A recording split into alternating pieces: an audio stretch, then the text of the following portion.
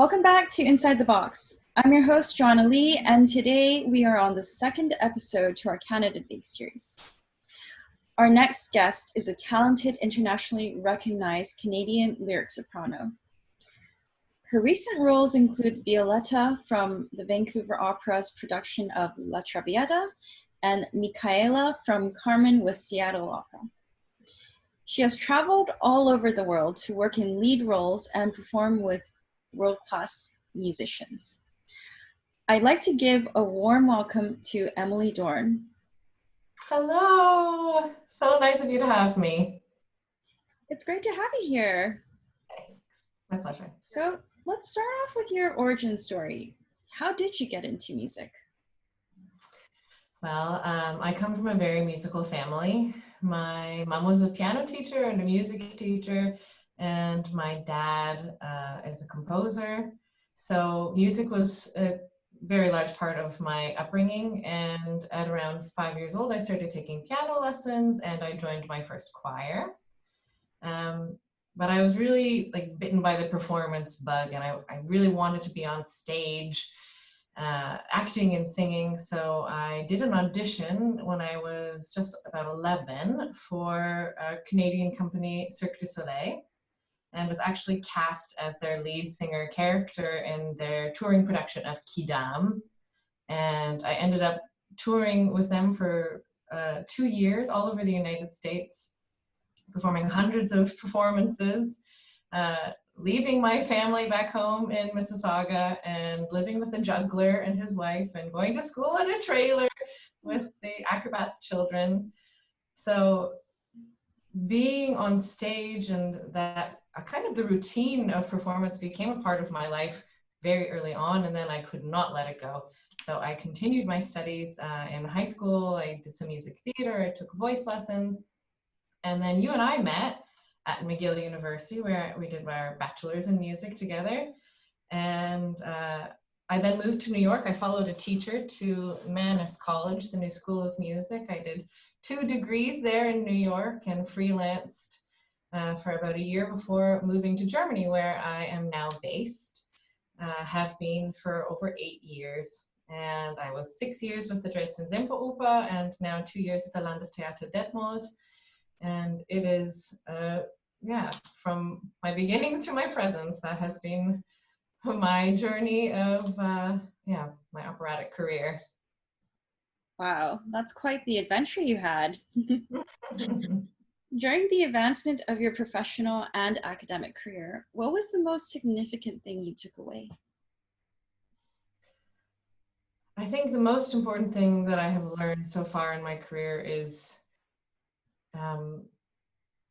that I need to be patient with myself, and that success is completely relative, and that what serves me the most is producing my most authentic and honest performance. That I need to not be so concerned about what the audience is thinking about me, but more let the role in the music speak through me, because that is my unique gift that I have to share. And also that there is so much luck involved in this career, really. I mean, you can be outrageously prepared and perfectly trained, but just not be in the right place at the right time. And you have to trust in your ability and keep working hard, because hopefully you will be heard by that person that can really help propel your career. And that really preparation, hard work, and that little bit of luck is what it really takes to really take off in this career. Absolutely. I agree with you 100%. Being in the position of both student and teacher, how are students impacted by their teachers in your experience? Teachers have profound impacts on their students, which is why I always try to be as encouraging as possible. I've had some amazing teachers in my life, and they've had different approaches as well. Some more strict and others, more maternal or parental. I think people can underestimate the emotional impact that a teacher has, because an authoritative figure we're constantly wanting to please, and the teachers need to be sensitive with the way that they approach a student's fragile psyche,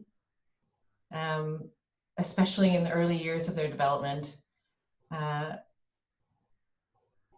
But yeah, I mean, I've had some amazing teachers along the way that I'm very grateful for, and I can only hope that I would inspire my students as much as they have inspired me. Definitely. That's incredibly important to be that person who's a leader and inspiring and respectful in both ways. That being said, what would you tell young musicians who are like-minded and striving to be like you or in the same career path?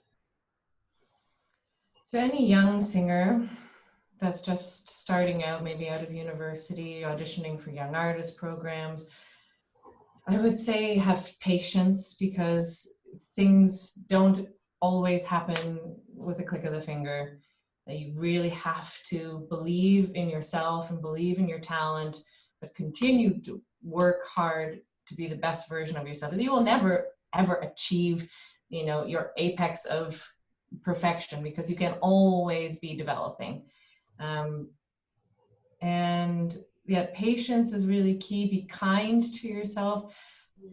I know I've struggled a lot in my life and career with, deep insecurities and feelings of worthlessness. So I would say try to speak to yourself as if you were speaking to a child or a student that you wanted to encourage, rather than reprimanding for every small mistake.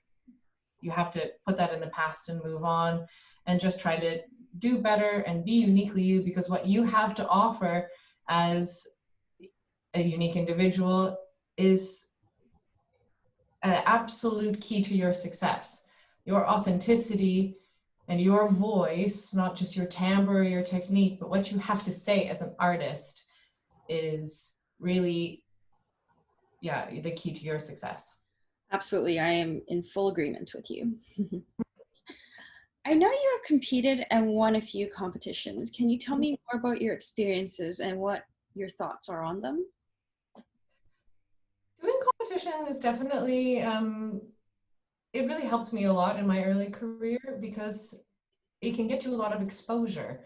And I would say to those people that are entering their first competitions, go for it. And even if you don't get something, try again next year, because the jury will see your growth and they will see your improvement, and you may very well be rewarded. And that is a big part of this, right? Like, we can't expect instant gratification. Sometimes we have to really work at it for years and years before we receive any recognition. But competitions is also a great opportunity for you to try out your repertoire, see how you feel, see what you would want to start with in an audition for a real opera company, see what really, fits in your body or with your temperament, or even with your emotional state of the day. I think competitions are very valuable, but also be aware that, politics are involved. That is a real thing. And if you feel like you are proud of what you did, that is the number one thing that you should take away. Well said. Tell me about some of the recent roles you have played. Well, recently, as you said in your introduction, I performed Violetta in La Traviata with Vancouver Opera, which is a part of this amazing co-production idea in Canada of presenting in many different Canadian opera houses, like Calgary Opera, Edmonton Opera, Pacific Opera Victoria, Vancouver Opera, where I was so lucky to be a part of that production.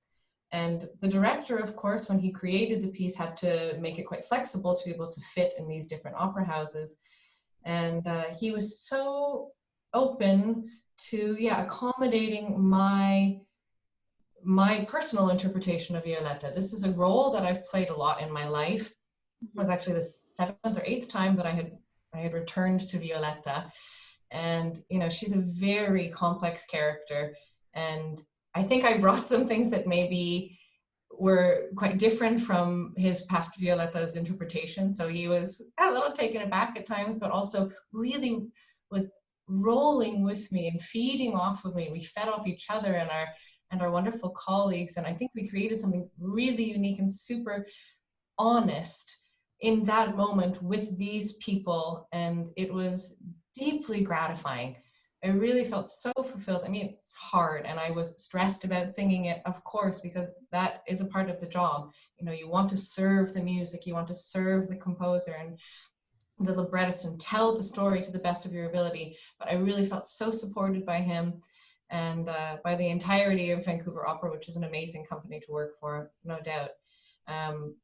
So that has been greatly fulfilling and satisfying for me. But, you know, I also work full-time in an opera house here in Germany, which means, you know, we are performing sometimes 3 or 4 times a week, often back to back in different languages.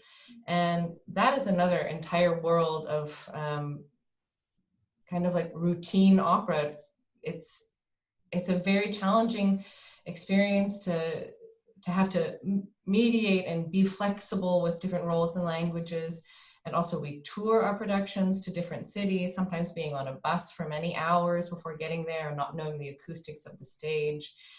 But yeah, I mean, it's it's such a beautiful life. It's a challenging life, and it's immensely gratifying. So yeah, I'm just so thankful, and I feel very privileged and fortunate to be able to have this career that I have and to explore the roles that I have. I think I got a little off track, but that's okay. No, thank you for sharing that. That's must have been quite the journey just to change to different time zones and prepare for these roles and go back to different countries. Big time. Being said, how do you manage to adapt to the different time zones and environments?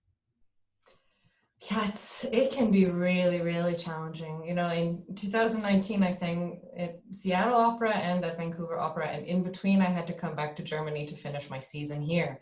So, you know, twice essentially across the world with 9-hour time differences was definitely exhausting. And it takes a toll on your body. It really does. But I think, you know, hydration is absolutely key.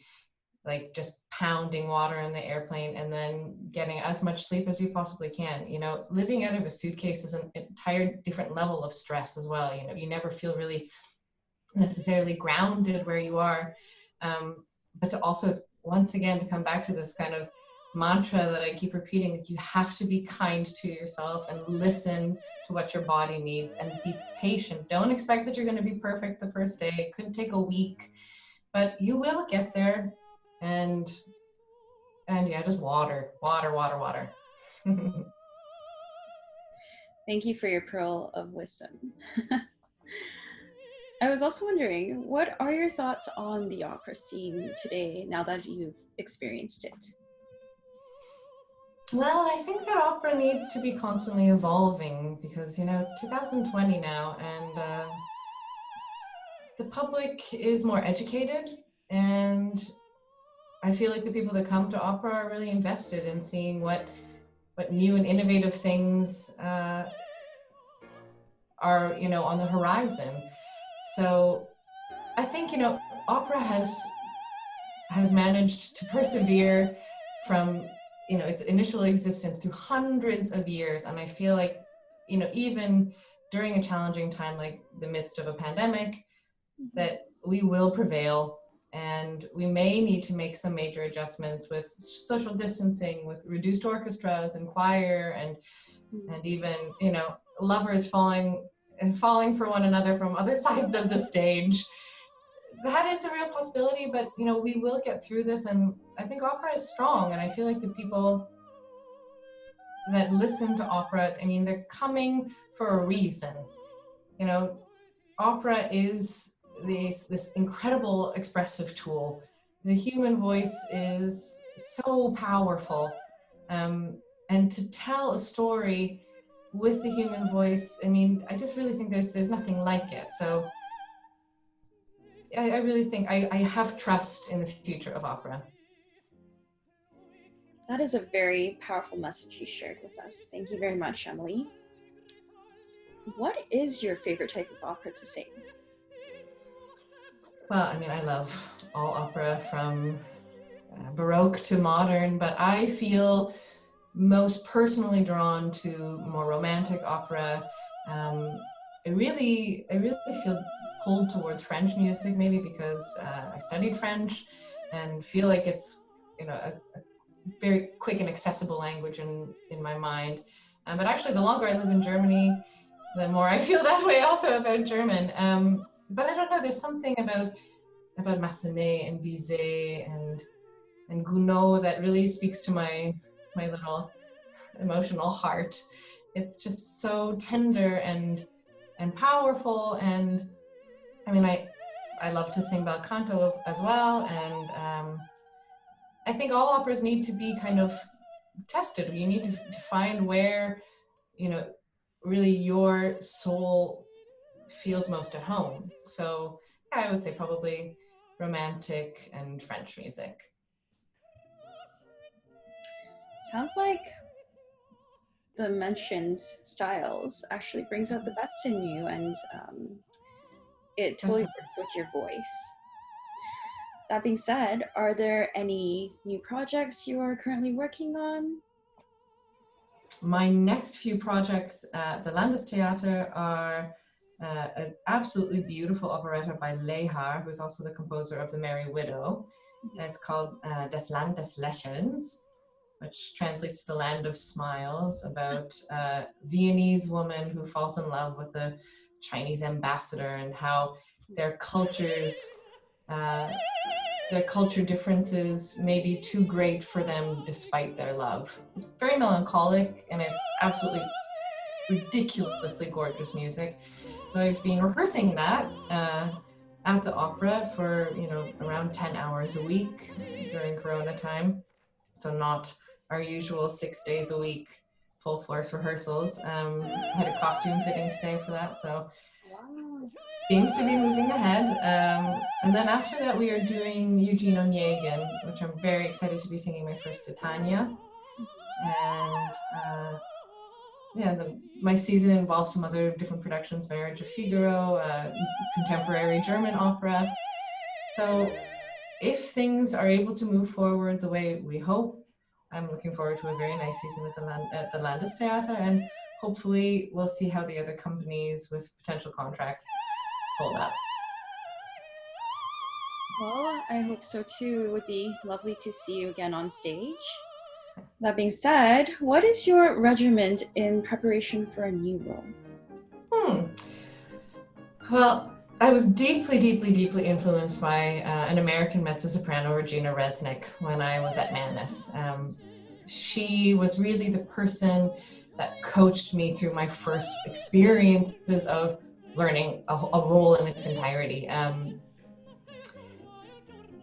It always starts with a text.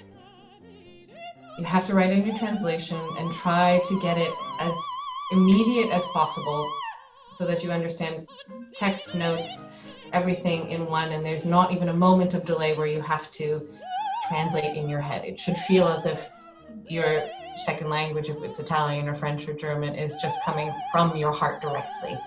Of course, you have to sing it into your throat, you have to sing it into your voice, into your body, to know where you're going to breathe, how you're going to approach your high notes or your low notes. And then comes really the fun part, because then you get to explore colors, and you get to explore, you know, which is the word that I would like to emphasize the most, and how do I do this in a way that speaks most authentically. You know, whether it's giving an emotional accent or a half sigh or a sob, or, you know, even just brightening and smiling to give, you know, a lighter color. That is really where, for me, the most beautiful part of learning a role comes in.